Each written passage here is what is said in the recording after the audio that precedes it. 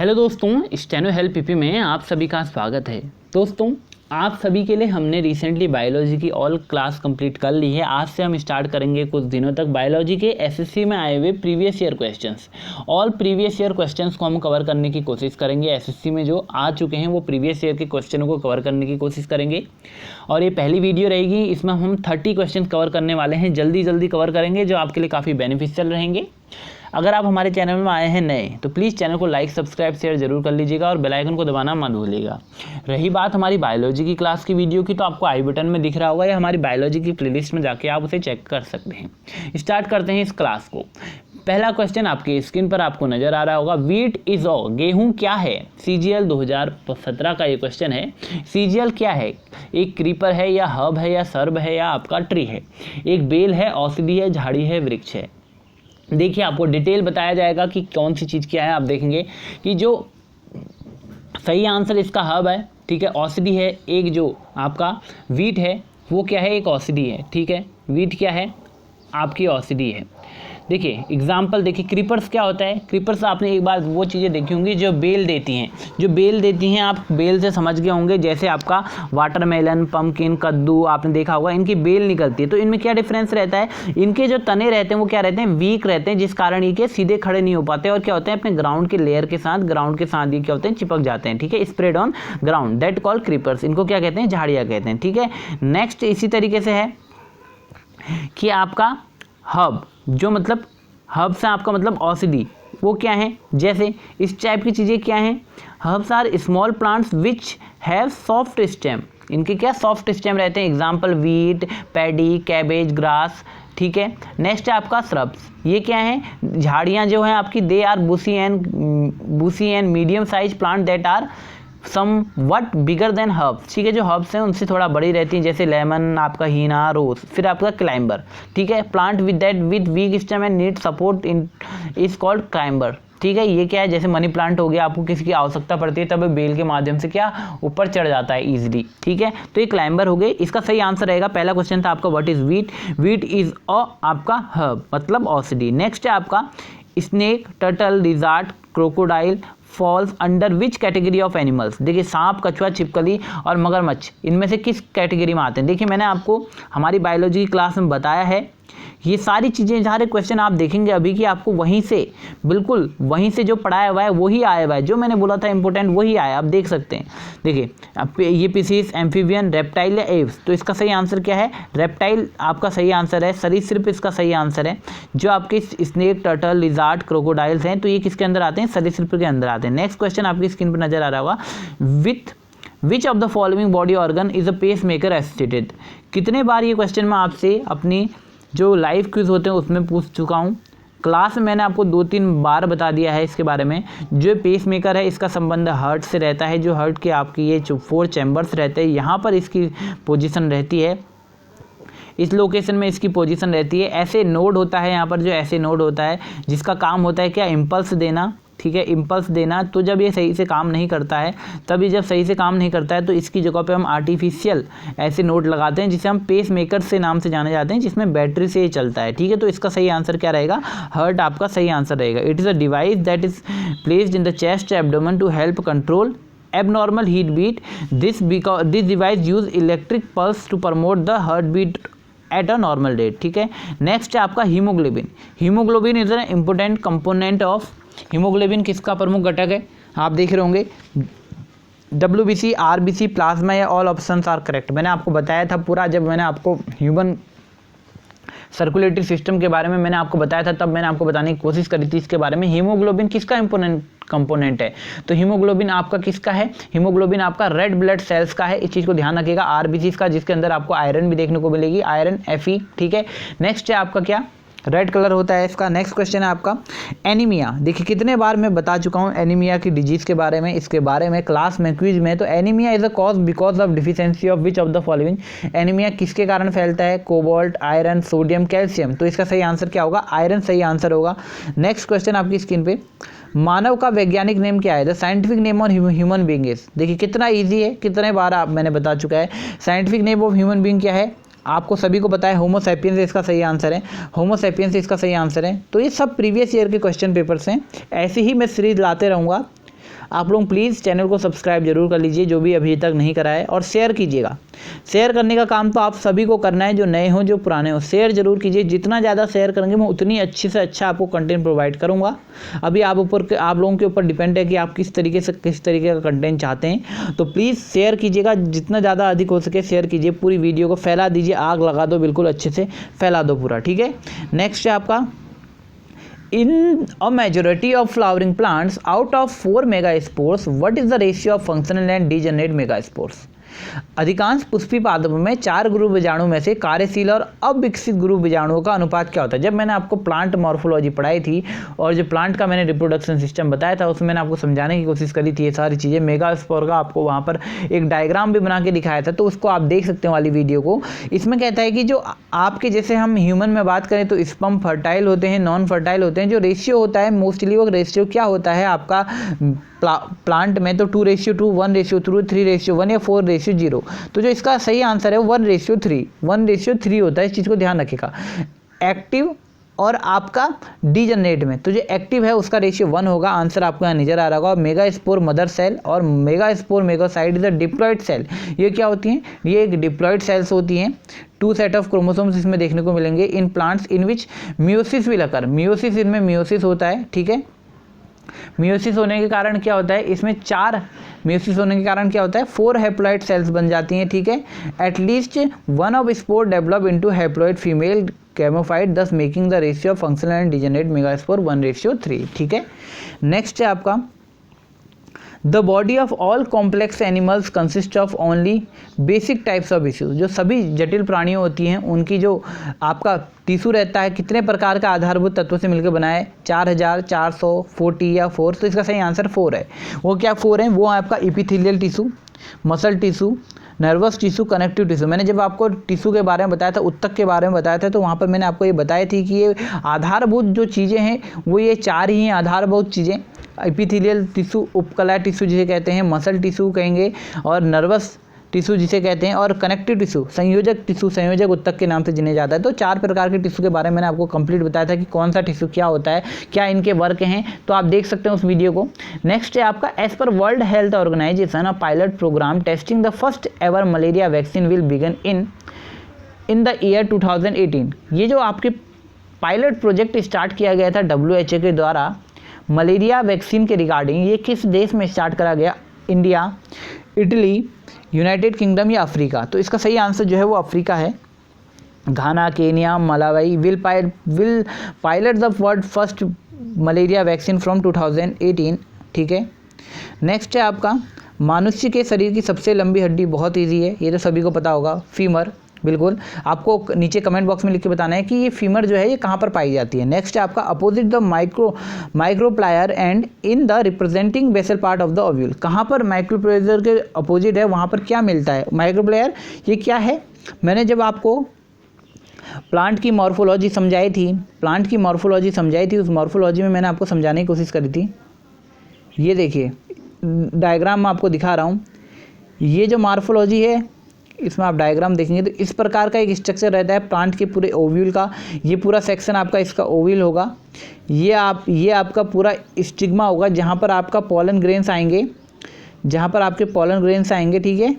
ये pollen grains यहाँ से आएंगे। तो ये पूछ रहा है जो आपका माइक्रोफाइल, यहाँ पर आपको एक माइक्रोफाइल दिखेगा, तो इसके अपोजिट में क्या मिलेगा आपको? तो इसके अपोजिट में जो मिलता है उस चीज़ को, उसको हम चलाजा कहते हैं, ठीक है। ये जो चलाजा होता है, देखिए चलाजा जो होता है ये एक टिश्यू है where the integuments and nucleus are join. यहाँ पर जो इंग्रूमेंट्स हैं और जो न्यूक्लियस हैं वो मिलते हैं, ठीक है। जो न्यूट्रिएंट्स हैं, प्लांट से जो न्यूट्रिएंट्स आते हैं ये इसी वेसिकुलर ट्यूब के चलाजा से जो निकलती है उसी से ये सप्लाई किया जाता है, ठीक है। ये आप देख सकते हैं। नेक्स्ट है आपका, in unicellular organisms all functions like digestion, आपका respiration and reproduction are performed by how many cells. मैंने बताया था आपको एक कोश के प्राणी जो होते हैं उनमें सभी प्रक्रियाएं एक सेल के द्वारा होती। तो इसका सही आंसर क्या होगा? 1, 1, 2, 3, 4, ठीक है। 1 इसका सही आंसर होगा। नेक्स्ट आपका, axillary bud develop into which of the following part of the plant. जो एक्सिलरी बर्ड होती है, कली होती है, कक्षीय कली होती है, उसका विकास कहाँ पर होता है, कहाँ से विकसित होती है? फल से, पत्ती से, शाखा से, जड़ से। देखिए यहाँ पर जो ऑप्शन दिए गए हैं वो कुछ करेक्ट है ऐसा नहीं दिया गया है कि आप बिल्कुल 100% श्योरिटी के साथ कह दें कि यही सही होगा। The auxiliary bird is a bird that develops in the axil of a leaf of plant.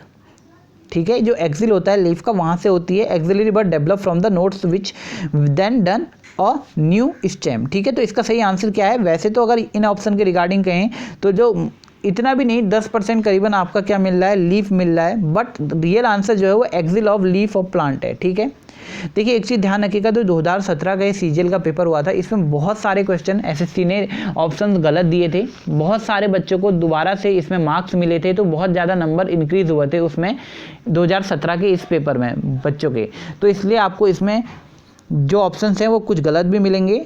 ठीक है, मैं आपको सही बता रहा हूँ, आप उसको नोट कर लीजिएगा। Axil of leaf of plant इसका सही आंसर। नेक्स्ट है जाइलम निम्नलिखित में से किसके परिवहन में सहायता करता है? ऑप्शन ध्यान से पढ़िएगा, कंफ्यूजिंग क्वेश्चन है। देखिए food, water, nutrients, both water and food. देखिए अब मैंने जाइलम आपको जब क्लास में बताया था तो मैंने स्पेशली आपको जाइलम के साथ दो चीज़ें जोड़ी थी कि water and soluble minerals nutrients, दोनों चीज़ों को करता है, सॉल्युबल एंड जो न्यूट्रिएंट्स हैं उनको भी करता है। ठीक है, बट यहाँ ऑप्शन में दोनों ऑप्शन प्रोवाइड कराए गए थे, वाटर एंड न्यूट्रिएंट्स, तो ये option all know correct answer. Benefit सबको दिया गया, इसका सही आंसर है जो वाटर है वो आपको जो जाइलम है वो आपको वाटर और सॉल्युबल मिनरल न्यूट्रिएंट्स दोनों को क्या करता है, प्लांट तक पहुंचाने का काम करता है। ठीक है, दोनों वाटर एंड सॉल्युबल। नेक्स्ट है 5 जगत वर्गीकरण किसने दिया? देखिए बहुत बार समझाया आपको मैंने, 2 kingdom classification, 2 kingdom classification and 5 kingdom classification. तो क्या कारण थे 2 किंगडम से 5 किंगडम लाना पड़ा और किसने 2 किंगडम दिया, सब मैंने आपको क्लास में बताया है। देखिए कितनी यूजफुल क्लास है वो, आपको मैंने बोला था ना कंटेन आपकी 13 दिन की क्लास है और 13 दिन की क्लास आपकी बायोलॉजी पूरी कवर कर देगी। देखिए अब 15 क्वेश्चन है आपका कि who proposed 5 kingdom classification. 5 kingdom classification किसने दिया? इसका सही आंसर आपका आर.एच. विटेकर है। कोई इंपोर्टेंट इतना ज़्यादा सोचने की जरूरत नहीं है क्योंकि ये तो बहुत बार आया हुआ क्वेश्चन है, बताया हुआ क्वेश्चन है। आर.एच. विटेकर है इसका सही answer. Who discover the cholera causing germ. ठीक है, हैजा के रोगाणु की खोज किसने करी थी? ठीक है, तो इसका सही आंसर बताना है आपको। फिलिपो पैकिनी, रॉबर्ट कॉच, एम लोवेरन या फेलिक्स हॉफमैन। इसका सही आंसर बताइए। इसका सही आंसर दीजिए सभी लोग कि जो who discovered the cholera causing germ, हैजा के रोगाणु की खोज किसने करी थी? फिलिपो पैकिनी, रॉबर्ट कॉच, एम लार्वेन या फेलिक्स हॉफमैन। देखिए बहुत डाउटेबल क्वेश्चन है ये, इसका सही आंसर एसएससी ने आपका फिलिपो पैकिनी ही माना है। इसका मैं आपको रीज़न बता दूं, जो फिलिपो पैकिनी है वैसे मोस्टली के जो मन में आएगा वो रॉबर्ट कॉच आएगा, और हाँ सही हद तक रॉबर्ट कॉच भी है, बट अगर हम क्वेश्चन को ध्यान से देखें तो क्वेश्चन में ये पूछा गया है कि कॉलेरा कॉजिंग जर्म कौन सा है। कॉजिंग जर्म ये नहीं कि कॉलेरा की खोज किसने करी, डिफरेंस है। हु डिस्कवर्ड कॉलेरा आएगा तो रॉबर्ट कॉच डेफिनेटली होगा, बट यहाँ पर है who discovered the cholera causing germ. तो जो सबसे पहले कॉलेरा कॉजिंग जर्म, जीवाणु जिसके कारण कॉलेरा होता है, जैसे जिसके कारण कॉलेरा होता है उसकी खोज किसने बताई थी? उसको बताया था आपका किसने? फिलिपो पैकिनी ने बताया था। इस चीज़ को ध्यान रखिएगा, थोड़ा डिफ्रेंशिएट है। एसएससी इसी को मानता है, फिलिपो पैकिनी इसको सही आंसर मानता है एसएससी। और 30 साल पहले रॉबर्ट कॉच के खोज करने से पहले उन्होंने बता दिया था कि विब्रियो कोलेराई नाम का एक कॉजिंग जर्म है जो कॉलेरा को बनाता है। इसके बारे में उन्होंने बता दिया कि एक विब्रियो कोलेराई है जो ऐसे ही चीज़ करता है, बट फेमस आपके रॉबर्ट कॉच ज़्यादा हुए हैं इसलिए रॉबर्ट कॉच को ही माना जाता है। एसएससी फिलिपो पैकिनी को सही मानता है, इस चीज़ को ध्यान रखिएगा, नोट कर लीजिए इसे। इनमें डिफरेंस, कॉलेरा पूछा जाएगा तो अलग आंसर आएगा और कॉलेरा कॉजिंग जर्म पूछा जाएगा तो थोड़ा अलग आंसर होगा। नेक्स्ट है आपका which of the following disease is caused by female Anopheles mosquito. देखिए ये भी मैंने आपको बताया था, फीमेल एनाफिलिस मॉस्किटो के द्वारा क्या होता है? चेचक, मलेरिया, काला ज्वर, हेजा। तो ये बहुत ईजी है, आपका मलेरिया इसका सही आंसर है। नेक्स्ट आपका which part of plant gives us saffron. केसर पौधे का कौन सा भाग देता है? कितने बार क्वेश्चन आ चुका है, जड़ें, पंखुड़ियाँ, तना, रन। तो इसका सही आंसर क्या होगा? स्टिग्मा। ठीक है, स्टिग्मा, इसका स्टिग्मा सही आंसर है। The dried stigma thread like structure of flower are use to make saffron spice. ठीक है, जो सेफ्रॉन मसाला है जो आपने केसर देखा होगा तो उसे बनाने का काम कौन करता है?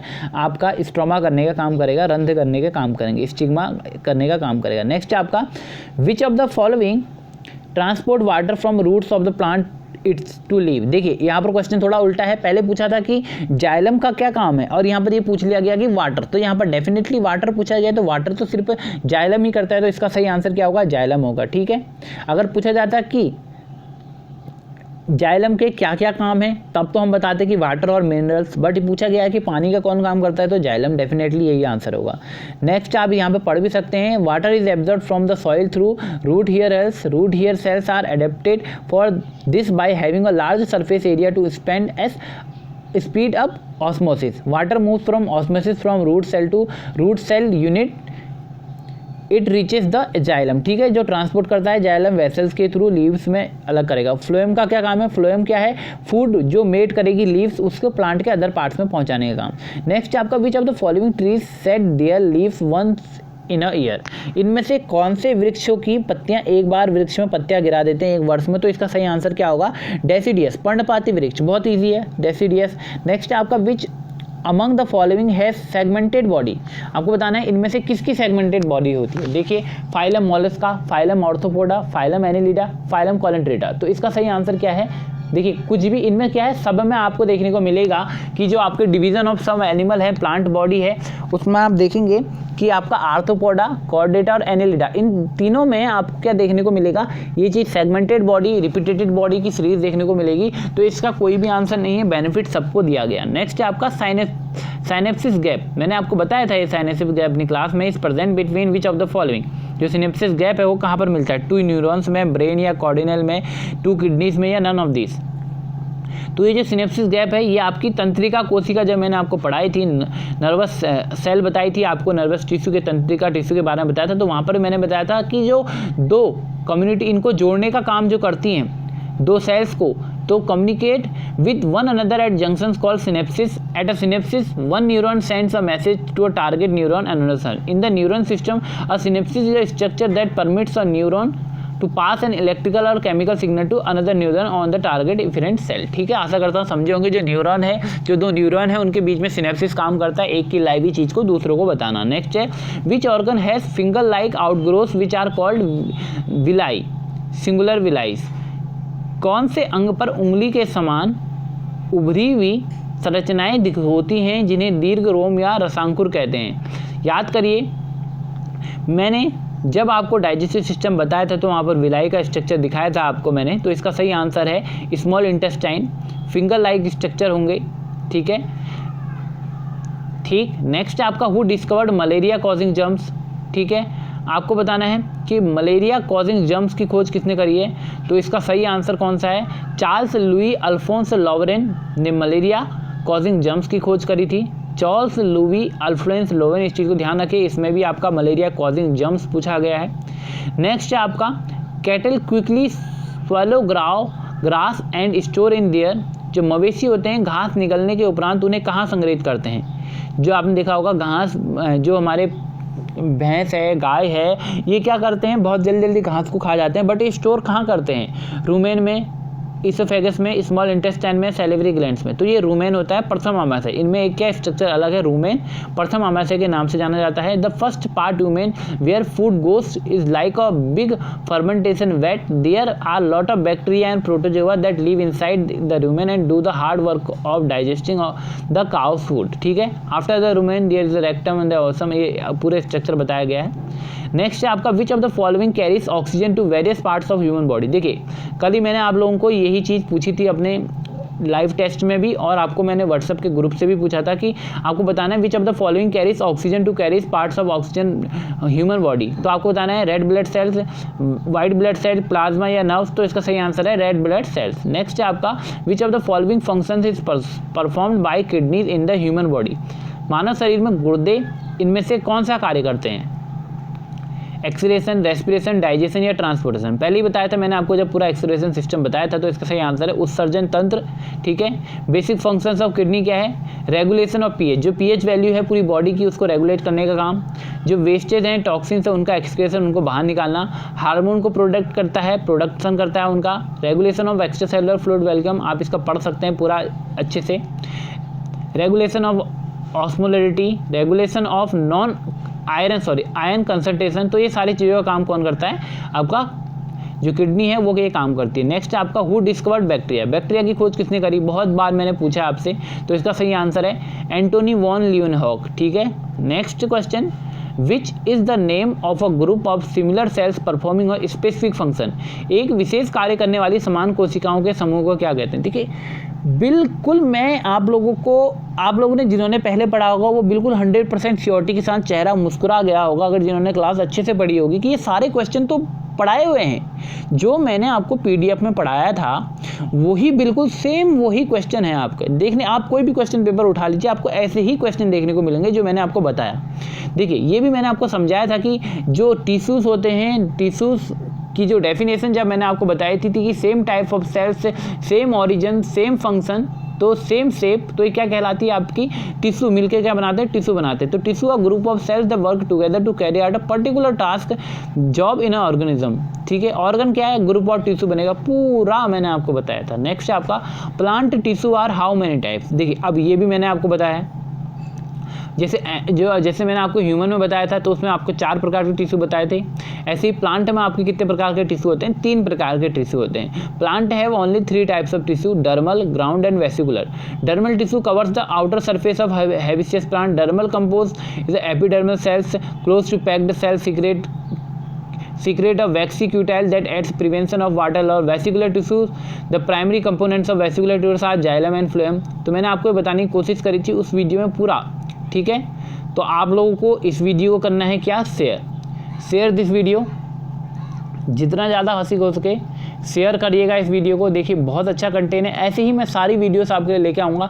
जितने भी पॉसिबल क्वेश्चंस आए हुए हैं सारे प्रीवियस ईयर के मैं कवर कराने की कोशिश करूँगा इस स्पेसिफिक सब्जेक्ट से। फिर हम नया सब्जेक्ट स्टार्ट करेंगे। बस आपको एक काम करना है, जब आप लोग ये काम करेंगे तभी मैं नेक्स्ट डिसीजन ले पाऊँगा। तो इसलिए प्लीज़ शेयर कीजिए, शेयर करने का काम आपने करना है। और जो चैनल में नए आए हैं चैनल को सब्सक्राइब जरूर कर लीजिएगा, जितना अधिक फैला सकते हो फैला दीजिए। सभी लोग चैनल में नए हैं चैनल को सब्सक्राइब कर लीजिएगा। नई वीडियो में मिलेंगे। Thank you so much, bye bye, take care. Comment box में ज़रूर बताइएगा क्या मज़ा आया या नहीं।